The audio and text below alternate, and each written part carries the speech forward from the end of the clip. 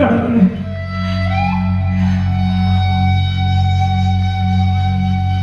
என்ன சொல்றேன் அம்மா?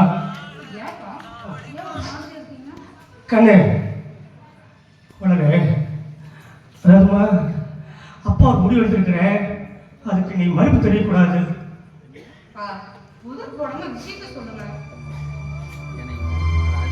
இல்லம்மா, நீயும் உன் தங்கச்சி வெளியில் வேலைக்கு போயிடுறீங்க, நானும் தனியாக தான் இருக்கிறேன். அதனால என்னால் வீட்டில் தனியாக இருக்க முடியல. அதனால என்னை எங்கேயாவது காப்பகத்தில் சேர்த்துருமா.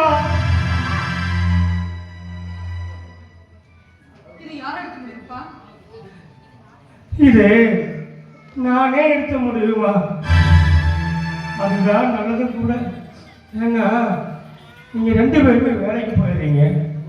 அங்க போன இடத்துல அப்பா வந்து சாப்பிட்டாரா, மாத்திரை சாப்பிட்டாரா, தூங்கினாரான்னு கவனம் போற இடத்த பக்கமே இருக்கும். அதனால உங்களுக்கு வேலையும் கவனம் போயிடும். அதனால என்ன காப்பகத்துல சேர்த்துருமா. ஆமாம்மா.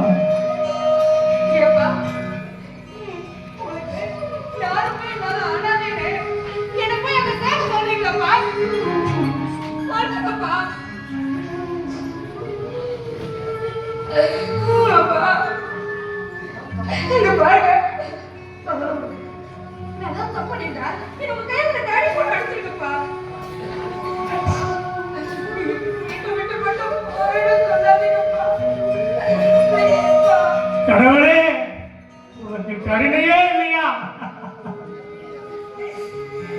இப்படி ஒரு வியாதியை கொடுத்துட்டு என்னை ஏற்கனவே சோதிக்கிற.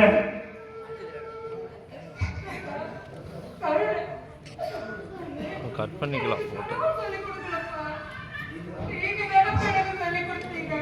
நாளை தங்க முடியதில் வந்து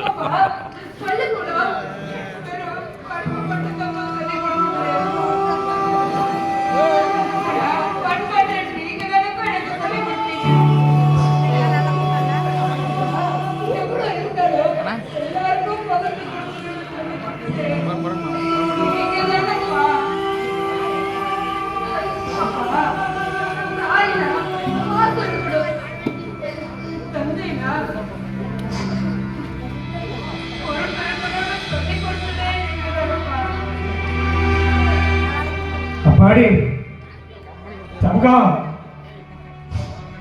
இந்த பாலா போன சக்கரை வியாதினால நான் படக்கூடிய துன்பங்கள் எல்லாம் நீங்க பார்க்கறத பார்த்து என்னால சகிக்க முடியலப்பா.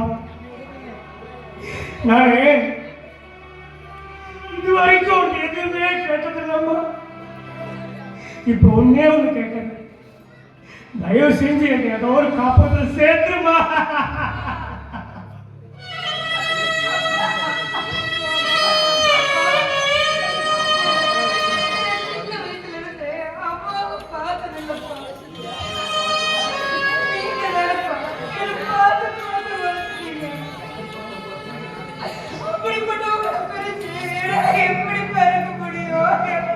இல்லம்மா, இங்க பக்கத்துல தான் இருக்க போறேன். நீயும் தங்கச்சியும் அப்பப்ப வந்து பார்த்துட்டு போங்க. இப்ப கிளம்பலாமா? அந்த பயப்பட